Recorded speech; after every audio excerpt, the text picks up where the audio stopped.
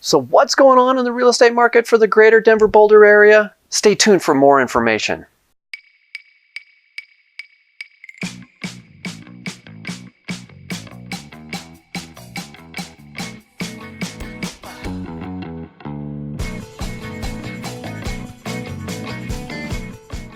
Hey friends, it's Mike Gold here with RE/MAX Alliance. Thank you so much for tuning in. What I'm going to be doing today is uncovering what is going on in our residential real estate market. I'm going to compare 2018's numbers versus 2019's numbers and give you the most recent real estate information as it pertains to the detached single-family homes and attached homes in and across the greater metro Denver area. This information is provided by the Denver Board of Realtors, so a big shout out to them for getting me this information so I can get it on to you. First, 2018 versus 2019. What's going on? First, we need to take a look at demand, or the amount of homes sold. We had about roughly 58,000 units. That's a 3% increase in 18 versus 19. Now, the other major important number is our supply, or the amount of active listings. That number is actually down 28%. So in this particular equation, we see steady demand and decreasing supply. And the only thing that can change in that particular equation is to see prices potentially increase if the supply trend continues.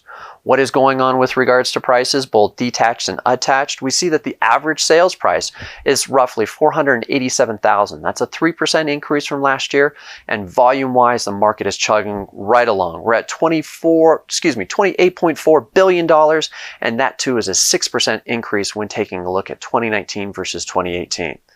So what's going on in the detached and attached single-family home? Again, we're going to be taking a look at the supply, or the amount of active listings, and the demand, or the amount of sold listings. What we see in December in comparison to November is actually a decrease in the amount of supply. That number was down 29%. Normally that would be a cause of concern, but this is a seasonality component. So again, we need to interpret the data and understand what's going on. But taking a look at last year, of December of 2019 to December of 2018, that number is actually down 14%. So again, in the single family home side, we see a pretty decent decrease in the amount of active available inventory. Demand, what's going on in demand? Oddly, November to December, we saw an increase in sales at 26%. I can't explain it, but the more important number is what is going on a year-to-year basis.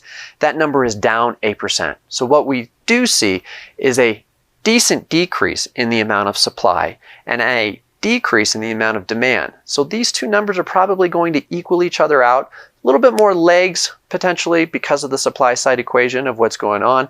So we should see prices continue to at least plateau, maybe a little bit of volume in there to increase on price.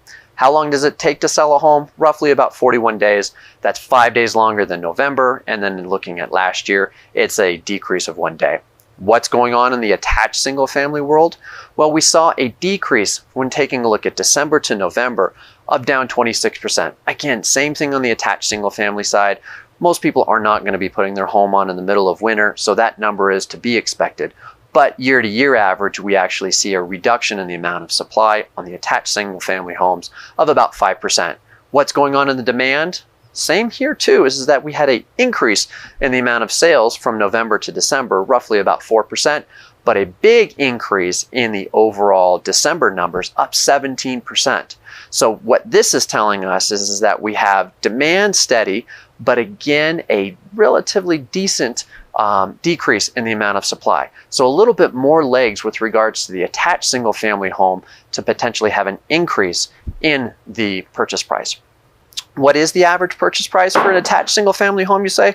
Well, $373 is the number that is currently being reported. That's a 3% increase from November to December, but a 7% increase when taking a look at a year-to-date average.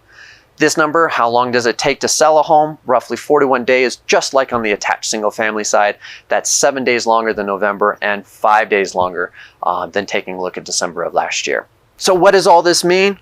Well, most importantly, if you're a home seller and thinking, boy, I think I'm just going to wait till the spring selling season, You may want to think again. With the shortage of inventory that's currently going on, you will probably have a better chance of obtaining the purchase price that you want and maybe even better terms because the overall supply number is in your favor. Moreover, when you wait to sell your home in the springtime, you're going to be competing with everybody else that has the similar mindset.